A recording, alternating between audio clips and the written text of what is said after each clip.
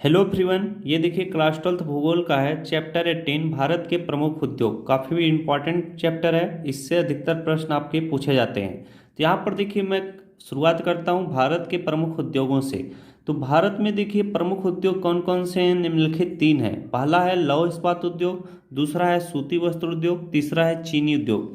तो इसमें प्रश्न आपसे पूछेगा चीनी उद्योग के बारे में विवरण लिखिए, या आपसे पूछेगा कि भारत के प्रमुख तीन लौह इस्पात उद्योगों के बारे में लिखिए। तो चलिए अब मैं इनको एक एक करके आपको समझाता हूँ। यहाँ पर कुछ पॉइंट लिखे गए हुए हैं जिनके समझना आपके लिए काफ़ी ज़रूरी है। ये सभी उद्योग काफ़ी लंबे समय से चले आ रहे हैं। इनके अतिरिक्त पेट्रो केमिकल उद्योग और सूचना प्रौद्योगिकी उद्योग आधुनिक समय के उद्योग हैं जिन्होंने अर्थव्यवस्था के विकास में काफ़ी योगदान दिया है। आइए इन उद्योगों का विस्तृत अध्ययन करते हैं। तो सबसे पहले आज हम आप सभी लोग को लौह इस्पात उद्योग के बारे में बताएंगे। तो लौह इस्पात उद्योग लगभग सभी सेक्टर को मूल आधारित और संरचना प्रदान करता है। इसके विकास ने भारत में तीव्र औद्योगिक विकास के दरवाजे खोल दिए हैं। इस उद्योग की उपयोगिता कृषि में प्रयुक्त औजारों से लेकर अन्य उद्योगों में प्रयुक्त बड़ी मशीनों के निर्माण में देखी जा सकती हैं। लौह इस्पात उद्योग के लिए अयस्क के अतिरिक्त निम्नलिखित कच्चों मालों का भी प्रयोग होता है। जैसे देखिए कोका कोरी कोयला, अब चूना पत्थर, डोलोमाइट, मैग्नीज, अग्नि, असह मृत्तिका, ये सभी कच्चे माल भार ह्रास वाले होते हैं। इसलिए लौह इस्पात उद्योग की सबसे अच्छी स्थिति कच्चे माल के स्रोतों के निकट होती है। इसमें देखिए इंपॉर्टेंट पॉइंट जो है उनको आपको ध्यान में रखना है। जैसे देखिए लौह इस्पात उद्योगों की सबसे अच्छी स्थिति कहाँ पर होती है, कच्चे माल के स्रोतों के निकट होती है। इसलिए हम आपसे बोलते हैं कि बुक को आप अच्छे से पढ़ा करिए। यहाँ पर देखिए भारत में लौह इस्पात उद्योग प्रमुख रूप से कहाँ कहाँ है, छत्तीसगढ़, उत्तरी उड़ीसा, झारखंड और पश्चिम बंगाल के भागों में स्थित हैं। ये प्रदेश मिलकर एक अर्धचंद्राकार बेल्ट का निर्माण करते हैं जो कि उच्च कोटि के लौह अयस्क, अच्छे गुणवत्ता वाले कोका कोरी कोयला और अन्य संपूरकों से समृद्ध हैं। अतः इन क्षेत्रों में लौह इस्पात उद्योग प्रारंभ में ही स्थापित कर दिए गए थे। चलिए आगे आपको बताते हैं। अब यहाँ से देखिए अब आपका मेन चीज़ शुरू होता है। अभी तक आप उसके बारे में इंट्रोडक्शन समझे हैं। अब यहाँ पर थोड़ा और इंट्रोडक्शन इतना है, इसके बाद यहाँ से आपका शुरू होगा प्रश्न। एकीकृत इस्पात कारखाने। देखिए एकीकृत इस्पात कारखाने से तात्पर्य लौह इस्पात के वैसे कारखाने। ये देखिए अधिकतर ऐसे छोटे छोटे प्रश्न आपको उसमें बना दिए जाएंगे जो आपके अति लघु उत्तरी होते हैं, लेकिन इसको भी इसमें लिखना पड़ता है। एकीकृत इस्पात कारखाने से तात्पर्य लौह इस्पात के वैसे कारखाने जहां निर्माण के सारे कार्य होते हैं, जैसे लोहे का निर्माण, स्टील का निर्माण, कास्टिंग इत्यादि। भारत में ऐसे लगभग 13 कारखाने हैं। इनमें से कुछ प्रमुख कारखानों का अध्ययन हम आगे के भागों में करेंगे। अब देखिए यहाँ पर शुरुआत होती है टाटा लौह इस्पात कंपनी। इसी तरह से आपसे प्रश्न पूछेगा कि टाटा लौह इस्पात कंपनी के बारे में वर्णन लिखिए, या टाटा लौह इस्पात कंपनी कहाँ है, कैसे है। इसमें लिखेंगे देखिए यह झारखंड राज्य के जमशेदपुर में स्थित है। मानचित्र में भी आपसे प्रश्न पूछ सकता है कि टाटा लौह इस्पात कंपनी की स्थिति को आप दर्शाइए। तो यहाँ पर यही चीज़ आप समझेंगे, झारखंड राज्य के कहाँ, जमशेदपुर में स्थित है। अगर मान लीजिए मैप में आपको बस झारखंड का ही मान लीजिए बाउंड्री लाइन दिया हो तो वहीं पर आप बीच में लगा देंगे।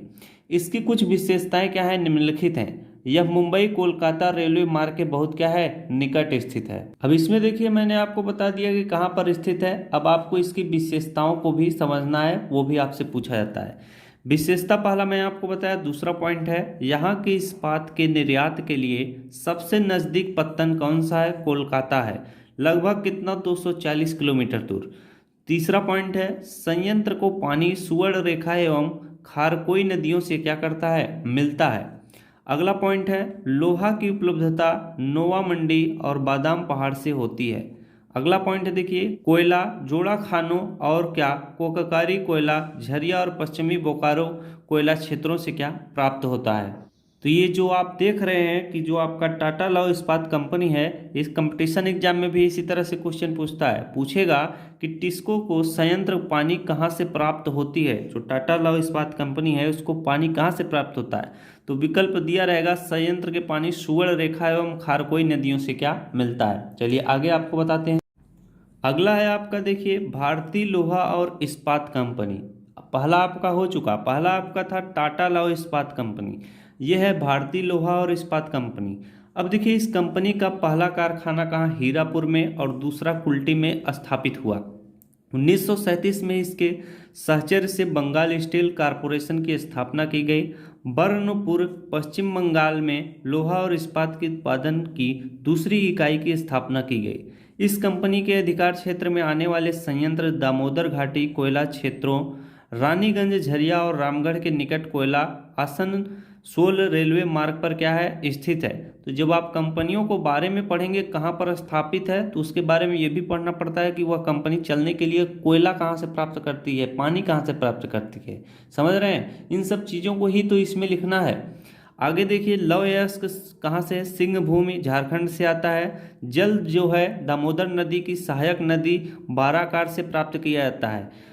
अब देखिए इसमें लिखा हुआ है कि भारतीय लोहा और इस्पात कारखानों से इस्पात का उत्पादन बहुत कम हो गया है, अतः सरकार ने इस संयंत्र को अधिगृहित कर लिया है। समझ रहे हैं। अगला पॉइंट इसमें है देखिए Visvesvaraya iron and steel works. इस संयंत्र को मैसूर लोहा और इस्पात वर्क्स के नाम से जाना जाता था। यह संयंत्र बाबा बुदान की पहाड़ियों, कोमान गुंडी, लौह अयस्क के क्षेत्रों के निकट स्थित है। चूना पत्थर और मैग्नीज भी आसपास के क्षेत्रों में क्या उपलब्ध है। यह प्रदेश कोयला रहित है। प्रारंभ में इस संयंत्र में पास के जंगलों से प्राप्त लकड़ी को जलाकर बनाए गए चारकोल को 1951 तक ईंधन के रूप में प्रयोग किया जाता था।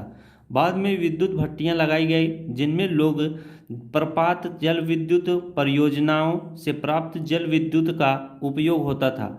इस संयंत्र में जल की आपूर्ति जो है भद्रावती नदी के जल से होती है। यहाँ विशिष्ट इस्पात एवं एलायन का उत्पादन होता है। तो देखिए मैं आपको बताया था जब भी आप किसी कंपनी के बारे में लिखेंगे तो उसमें जल यानी वह जल कहाँ से किस नदी से प्राप्त कर रही है, वह ईंधन यानी कोयला कहाँ से प्राप्त कर रहा है। जैसे यहाँ पर कोयला नहीं था तो यह लकड़ी को क्या जलाकर बाद में क्या जल विद्युत पैदा करके इसको चलाते थे।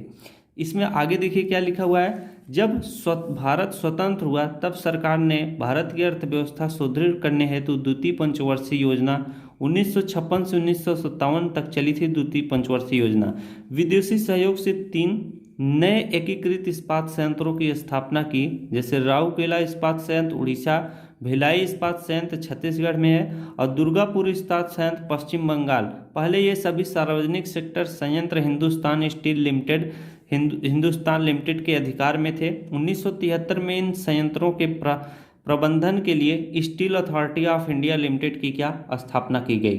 अब हम इन तीनों के बारे में पढ़ेंगे। तो यहाँ पर देखिए राउरकेला इस्पात संयंत्र, इस संयंत्र की स्थापना जर्मनी के सहयोग से 1959 में उड़ीसा के सुंदरगढ़ जिले में की गई। इसकी स्थापना को कच्चे माल की निकटता के आधार पर की गई थी, अतः इस संयंत्र को विशिष्ट अवस्थिति लाभ प्राप्त है। इसके निकटस्थ झरिया झारखंड कोयला खदान और सुंदरगढ़ और केंदुझर लौह अयस्क खदानें हैं। विद्युत की उपलब्धता हीराकुंड परियोजना से पूरी की जाती है तथा जल आपूर्ति कोइन और शंख नदियों से होती है।